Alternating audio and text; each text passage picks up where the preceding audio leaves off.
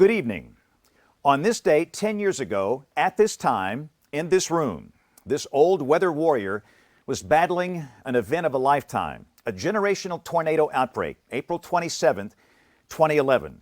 Over the next 30 minutes to an hour, we're going to look back at that day. We'll talk about the science of the day, the events of the day, the emotion of the day, the lives involved, the effect on this state. I call the event generational because these type of events tend to happen every 40 years. An event like April 27, 2011 has happened before. We had a day like that April 3rd, 1974. I was a senior in high school during that event. That event greatly impacted me on a personal level, one of the reasons I'm doing this today. Prior to that, we had a generational event on March 21st, 1932. Prior to that, a similar event in February of 1884. But looking back on April 27, 2011, most people think of the Tuscaloosa tornado. This is the one that most people recall. This video, it's amazing. This is from John Brown, who has been with us as a spotter and chaser for years, and the late Mike Wilhelm. I miss Mike greatly. He passed away in December of 2019. He loved weather. He worked with us for such a long time, but they paired up on this day and they chased that storm and got this amazing footage as it moved through the city of Tuscaloosa. And I will say this, on a personal level, this is awfully hard for me to watch. I don't spend a lot of time watching this particular video. Most of you know my backstory. I moved to the city of Tuscaloosa when I started 5th grade, in a time in my life when life was fairly hard. My father had abandoned me and my mom. I was a fatherless child, low income, me and my mom, but there were some wonderful people that loved us, encouraged us, and helped us. And Tuscaloosa is a special place, and having to watch this was so hard. This is an EF4 tornado. You're looking at graphic violence. This is not Hollywood. This is not a movie. This is real. I say this a lot, and I'll say it again for this special tonight. Tornadoes affect real people at a real place at a real time. Wind velocity here about 185 to 190 miles an hour, producing extensive damage. People were losing their life as this video was taken. The same tornado would later move up into Birmingham, the western suburbs of Birmingham, places like Concord and Pleasant Grove. But please understand, for those that are new here, or those that are watching that aren't familiar with this event, this was one of 62 tornadoes. This is not the only story. Tuscaloosa, yes, it was a tragedy. Over 50 people died in this one spot alone. But there were so many places that were affected by these tornadoes that really didn't get a lot of publicity. Small places like Boley Springs, Sawyerville, and Webster's Chapel. It would take me hours and hours and hours and hours to go through every tornado and the impact they had on communities and real lives. But during this special tonight, we'll do our best to go back and look at the day in terms of the science, the history, the emotion, and the impact. And again, really understand all that matters. It is the impact. This is what it looked like. This was Alabama's 9/11. These tornadoes left horrific scenes like what you're seeing behind me here. Places like Hackleburg, they were hit by a violent EF5 tornado that went on to Phil Campbell, probably the most violent tornado of the day. And we saw this over and over and over. You've probably seen this map. This is a map the National Weather Service prepared of all 62 tornadoes. Tornado number 1 was a tornado in Waterloo, up in Lauderdale County in northwest Alabama. The last tornado of the day, number 62, in the community of Enterprise in southern Chilton County. We had 3 EF5s, we had 8 EF4s, and so many EF3s. But at this time, let's take a look back at the sequence of events of the day, our coverage that day, and the impact that followed in the days and weeks after April 27th. Good morning. I'm Jason Simpson, live in the ABC 3340 Storm Alert Center. It started around 3:45 a.m. when a tornado warning was issued for parts of Pickens and Lamar counties in West Alabama. My colleague Jason Simpson was on the air immediately. The initiation of a little over 5 hours of nonstop weather coverage for what turned out to be a vicious morning round of severe thunderstorms. And again, we have multiple circulations showing up on radar right now. So if you're anywhere in Tuscaloosa County, you need to be in a safe place, because not only do we have possible tornadoes, but we have damaging straight line winds. Just got a report of a 62-knot wind gust at the Tuscaloosa airport. So we're likely to see the wind pick up, see the power go out. This was what we call it in the weather business, a QLCS event, a quasi-linear convective system. A long line of storms, and it was wicked. It produced widespread straight-line wind damage and significant tornadoes in places like Cahaba Heights, Coaling, and Cordova. Nobody knew at the time that Cordova would be hit again later in the day by an even more violent tornado. again, yeah. Oh, wow, look at that. We're watching widespread power outages coming through the Birmingham metro right now. This is a very, very dangerous thunderstorm complex. Everybody in the Birmingham metro, I don't care where you are, forget the polygons right now. We'll do that later today. Forget the polygons at this moment. Everybody in the Birmingham metro should be in a safe place right now. I know you're trying to get your kids ready for school. Don't worry about that. If the principal gets mad, tell him to call me. You need to be in a small room, lowest floor, near the center, away from windows until this line of severe storms passes. We have a tornadic supercell storm that is sitting at the triple point where Walker County, Winston County, Cullman County all come together. This is passing over the southern... After a midday lull, a new supercell popped up north of Jasper early in the afternoon. We went on the air around 2 o'clock and would stay on the air this time for over 10 hours. That storm north of Jasper was headed directly for Cullman. This is a storm coming right for downtown Cullman. So again, look at there. Look. That, there's your funnel. Okay. Not right sure here. if it's down. Right. And remember, just because you don't see the condensation, this thing could be down. The next thing you look for would be debris. Now, it's so far away from this, I don't know if we'll be able to see it, the debris this far away. But clearly, this is an urgent message. This is what I would go ahead and call a tornado emergency for the city of Cullman. This is a life-threatening emergency in Cullman County, northeast of downtown Cullman for about the next 20 minutes. A tornado is on the ground. We know it's on the ground. We see it. Please take cover immediately. And again, you can see the debris.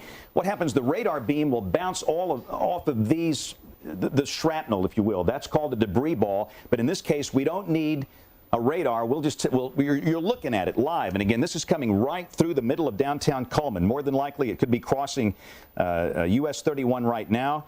And again, this will be coming out in that general Highway 69 corridor up toward Joppa and Arab.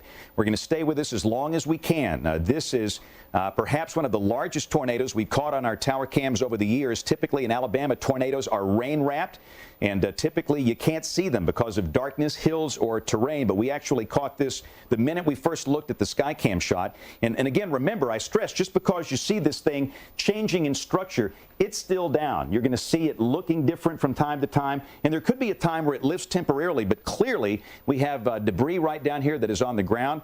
And again, this is going to be very close to the Skycam site. So let's pull that thing out just a little bit, Jason, and you can see how... Just for perspective, James, that tower on the right-hand side of the screen, that's the Channel 52 that's First tower. Baptist Church. That's First right. Baptist Church Cullman. So right. it is passing to the right. over the courthouse right now. The Cullman County Courthouse sits across the street from First Baptist Church, and that is a low-power TV transmitter in Cullman. And again, this thing is coming right through the middle of downtown Cullman. Right near Perhaps that was the easiest storm to work all day for me. Just one tornado was down. At other times, we were dealing with multiple strong, violent tornadoes at the same time. So if you know someone in this area, call them. Call them in Hamilton, Hackleburg, Bear Creek. One of the most violent tornadoes of the day soon formed in Marion County. It was headed for Hackleburg and Phil Campbell. So this lead storm is approaching Hackleburg, north of Hamilton, moving northeast. That's about to go up into Franklin and Lawrence counties. This will soon be out of our territory, but clearly everybody in Hackleburg and Bear Creek be in a safe place now. This tornado will stay west of Haleyville, but that's about to cross over. But I want to tell you right now, it's actually coming in our direction. It is coming at us. Later in the afternoon, the community of Cordova in Walker County was under the gun again. And at the same time, John Olshu and Ben Greer were on a large wedge tornado in northern Greene County. We all knew Tuscaloosa was in grave danger. So we are now calling a tornado emergency for Tuscaloosa and Northport. This might track a little north of the city of Tuscaloosa, but I sure can't guarantee that. It's way, way, way too close. So at this point, we are asking that everybody in Tuscaloosa and Northport, based on that live stream, to be in a safe place. Small room, lowest floor, near the center, away from windows. This includes the campus of the University of Alabama, as we are now looking at a large, violent wedge tornado that is near the Tuscaloosa-Greene County line. And again, that seems to be making a beeline up toward either the city of Tuscaloosa or the city of Northport. I would say maybe at that spot, that tornado could be like the tornado that came through Cullman that was very destructive, might be over 1/2 mile wide. And again, that is one of the classic looks. This could be one of these tornadoes that is a serious direct threat to life and property. So we are now calling a tornado emergency for Tuscaloosa and Northport. And at the same time, we are calling a tornado emergency for Walker County County, specifically around Dora, Sumiton, and Cordova, Sipsey, and Empire. Look at the debris in that. Zoom in tighter, Jason, if we can go in tighter. Look at that. Goodness gracious. This will be a day that will go down in state history. And all you can do is pray for those people. This is an extremely violent situation. Notice the power flashes.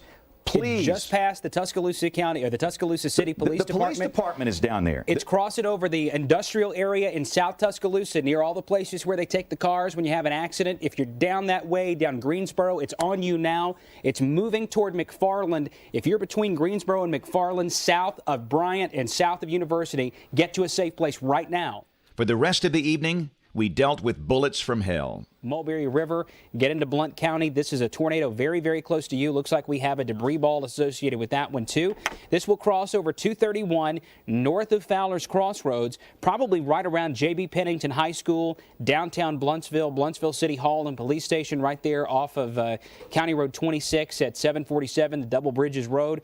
So if you are in that part of Blount County, Highway 26, Highway 231, County Road 747, as well as US 278, now north of Blountsville toward the Rainbow Crossing and over toward Sneed, a significant tornado may likely be moving up the valley there. And but that is a debris ball, a large, violent tornado that has moved out of Brookwood, coming up toward $1 Million Lakes. And everybody out here, now this is Oak Grove. This more than likely will be passing south of Oak Grove this time. But again, out of respect, out of the strength of this thing, if you are in Oak Grove or point south, down to Bessemer, Hueytown, Concord, Pleasant Grove, Rock Creek. We encourage everybody in that part of the area. Again, this is a storm north of Demopolis. If you're in Greensboro, we recommend you be in a safe place in Hale County for this storm out here towards Sawyerville, Wedgeworth, Sawyerville, and Greensboro. So Greensboro, be in a tornado-safe place now. So this debris ball is going to be skirting the northern part of downtown Birmingham. And again, that image is just creepy. Let's take that Skycam full. I have it zoomed out all the way. You can't even see the entire tornado. This is huge. I mean, you know, if we can, Monroe, let's take the Skycam full for just a moment. We'll go back to the double box. Wow. You can see the old Bank for Savings building right by the Daniel building, and this thing is massive. This will not affect, I think it's safe to say, if you're south of Red Mountain, you're fine. For Homewood, I'm going to give you an all clear. Homewood or points south, this will not affect you. Downtown Birmingham and points north, please, please, please stay in a safe place. Don't try and take pictures of this. Don't even think about it. We want you to just stay put. We got a tornado warning for St. Clair County until 7:15. I know technically Blount is involved in this, but really and truly, this is a St. Clair County problem. That thing is wrapped up again, right on 411. Yeah, boy, this is bad. Goodness. All right. That's the tornado right there. This is Asheville. Asheville High School sits here. That's 231 going down to Pell City. That thing is crossing 231 right now. It's come across 431. That's 431 or 411. I'm sorry, going down to Odenville. 231 going down to Pell City. This thing more than likely is on 231, about 6 miles south of downtown Asheville. Next in line is going to be Raglan, which is right here. If you are in still, even though I think the tornado circulation is south of Asheville, if you're in Asheville, stay in your safe place. There could be debris falling in this storm that could be enough to injure somebody. There's debris falling in Etowah County right now in Gadsden. I believe it. And unfortunately, based on the atmospherics, this is not the kind of night where the tornadoes and the severe storms just die. They pop up and they die. These are long track, violent tornadoes, and we've warned about this for days, and we were afraid that this would happen, and sure enough, we've had that this evening. Up in West Blockton, you might be getting some debris falling from the sky, maybe from areas down to the south of there, but again, that will be moving steadily northeast. We advise nobody traveling on Alabama Highway 5 between Brent and West Blockton. History will judge us for the work done in the ABC 3340 studio, April 27, 2011. But we did the best we could do. There is no book, there is no manual on how to handle 62 tornadoes in one day, many coming at the same time. So this is a tornado emergency. This is a very serious situation. But again, that is something that you pray that you never, ever, ever see. This thing looks like it might be over 1/2 mile wide, maybe up to 3/4 of a mile wide. This will be a day that will go down in state history. And all you can do is pray for those people.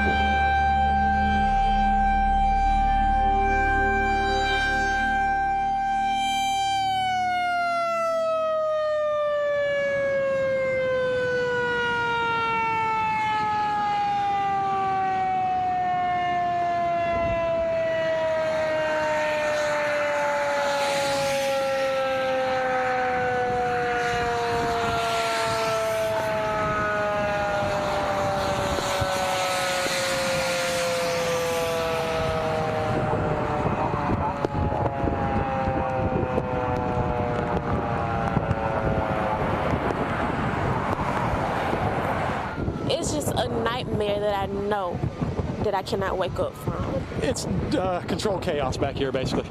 It was awful. It was the most scared I've ever been in my life. About the time I got through the bathroom door, well, the back of the house was coming off, and it was a wild ride after that. Hearing people yelling for help and not being able to do anything because you're the person that needs help too. We felt the pressurization, heard all the windows implode, and then the next thing we knew, everything was flying around and falling in on us. Within a minute of us going in the door and getting in the room, it hit. I'm in my living room watching TV, and I look out the window and hear crashing, and I see the tornado over the corner of the building, and I knew it was coming right at me, so I took cover, did what I could, and the Lord smiled on me. A few moments ago, I had an opportunity in Air 1 to observe the damage from about 500 feet, and to say the least, it is massive. I would estimate on a 3 to 4 mile stretch of the city, at some parts more than a half mile wide, we have utter destruction. We have neighborhoods that have basically been removed from the map.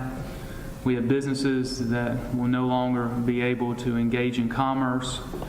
And we've got thousands upon thousands of citizens who have lost all of their possessions. We had to go to the VA and identify his body. They say he had broke his neck and flew him out the back window. They found him against a tree. I knew I had a lot of debris on top of me, and I didn't know if I could get out, but I was sort of crumpled up almost in a squatting position, and I couldn't move my legs at first, but that was just because of the debris. And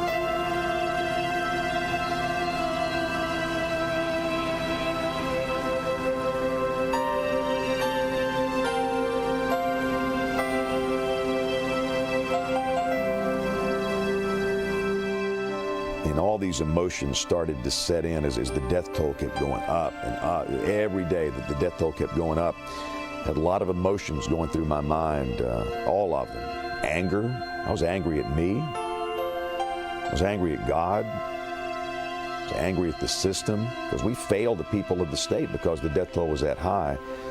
I panicked a few times that day on the 27th and even broke down a few times in the van.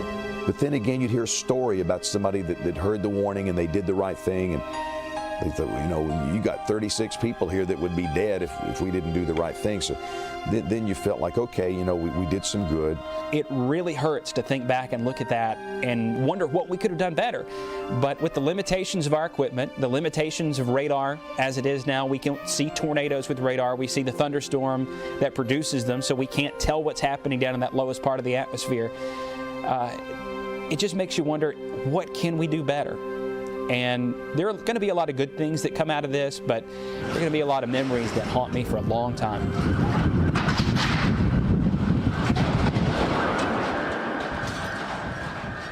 Let me just say I'd like to personally thank Jason Simpson, John Olshew, and Ashley Brand, my colleagues in April of 2011. I would not want to work with anybody else during an event like that. Their work that day was exemplary.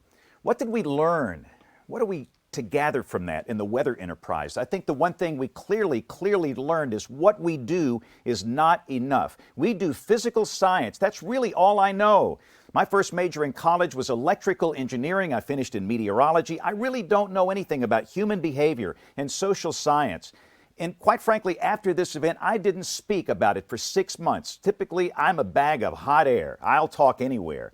But I had nothing to say because I didn't know what to say. And I needed to grieve. These people died on my watch. And I'm just a small part, a small cog in this big weather wheel. But yet at the same time, I took this very personally, and some of you know that. But after 6 months and going through all of those emotions, I decided let's roll up our sleeves and let's get to work. And we went to social scientists, these brilliant men and women that understand human behavior. We're asking people to do something. And we have to take this interdisciplinary approach. What we do, yes, physical science, obviously, but at the same time, we have to blend in social science. And we have worked so hard over the last 10 years for that to happen. We've learned so many things. Number one, people cannot rely on sirens. We know some people lost their life April 27th because of the siren mentality. We know that people have to wear helmets. So many people die from blunt force trauma wounds to the skull, the neck, and the head region. A cheap bicycle helmet or a batting helmet will mitigate that loss of life. All of these things we've learned, we've integrated that into what we do today. Are we perfect? Absolutely not. There is so much more to learn. I'm very excited about the next generation of meteorologists. They will be better than what we've done, but we've still got some work to do. But the truth is, all that really matters, it's this, the people. This is Danielle Downs, Lauren Brown, and Will Stevens. These were 3 college students, and they lost their life April 27, 2011 at 31 Beverly Heights in Tuscaloosa, just east of DCH. Danielle was about to graduate from the University of Alabama. Lauren was a student at Shelton State. She was planning to transfer to the University of Alabama. Will played baseball at Stillman College, and they were all friends, and they did the right thing. They heard the warning, yet they lost their life when a large tree fell onto that house at 31 Beverly Heights. This is Miss Bessie Brewster. Everybody, and I mean everybody in Pratt City, says that Miss Bessie had the best smile in the neighborhood, a retired nurse. She lost her life April 27, 2011. This is Miss Minnie Ackland from Tuscaloosa. She died 10 years ago today. Haley and Mikey Kreider, brother and sister, students at Concord Elementary School. I've been to that school so many times, I probably own some bricks in the building, the old building and the new one as well. But they lost their life April 27, 2011. This is Al and Angie Sanders from Shoal Creek Valley in St. Clair County, south of Asheville, between Asheville and Raglan. I know St. Clair County pretty well. My mom is from Asheville. Al and Angie passed away. They lost their life April 27, 2011. They were home with their daughters. The daughters survived. The parents, Al and Angie, they were taken. Why did it work out that way? We'll find out at another place at another time. This is Jonathan and Justin Doss, 2 brothers from Cordova, Alabama, small town in Walker County. You know what? They survived the morning tornado that hit Cordova, but they did not survive that large, violent afternoon tornado that came through. It could be this is the saddest story of all. This is the Hallmark family. They live in a small town in Marshall County called Ruth. The child you see there, that's Ari Hallmark. Her parents are Shane and Jennifer Hallmark. They were together with a series of family members as the tornado was approaching. The same tornado that hit Cullman was approaching their place. This is what the place looked like. The sad truth is, Shane and Jennifer died. Shane's parents, Philip and Ann Hallmark, died. Ari's grandparents. And a cousin, Jaden Hallmark, died. 5 caskets, 1 family. Unspeakable tragedy. I'm proud to say that Ari is doing just fine. This is Ari Hallmark. I had a chance to have a long conversation with her by phone recently, and she's an amazing young woman. She's 16 years old today. She was 6 years old when those 5 family members were killed. And she wants everybody to know that she's doing just fine. This is Angel Stillwell. Angel was a student at Pleasant Valley School, and you know me, I'm in a school during normal times every single day, many days, 2 schools in a day. But right now we're doing the programs virtually with Zoom and Google Meet. But Pleasant Valley, I've been out there so many times, I can't count how many times I've been there. She was a 6th grader. She was killed in Knighton's Crossroads in her home on April 27, 2011. In fact, if you go to the school today, you'll see a memorial to Angel. This is Carrie Lowe. She was killed April 27, 2011. She was a nurse. She left behind her husband Josh and a newborn son, Tucker. This is where Carrie lost her life, 12th Street in Pleasant Grove. There were actually 6 family members with her, and they survived somehow. But Carrie was taken on that day. Why Carrie? Why not the other family members? Again, we don't know. We'll find out at another place at another time. The same tornado that hit Hackleburg hit Phil Campbell. This is Ricky Knox. Ricky's a 10-year-old. He lost his life April 27, 2011. He was in his grandmother's arms when the tornado hit in southern Franklin County. This is Ashley Harrison. Ashley Harrison was about to graduate the University of Alabama. She's an only child. So am I. The University of Alabama delayed graduation that year. Later in the fall, when graduation was held, this is Darlene and Dave Harrison. This is Ashley's parents. And you can see the pain in her eyes. If you can't see the pain in that mom's eyes, then you're not human. It's visceral. You can feel it. So this is just a reminder that we need to honor those that lost their lives. The pain is very real. People are still hurting. And understand, we've all got some work to do here.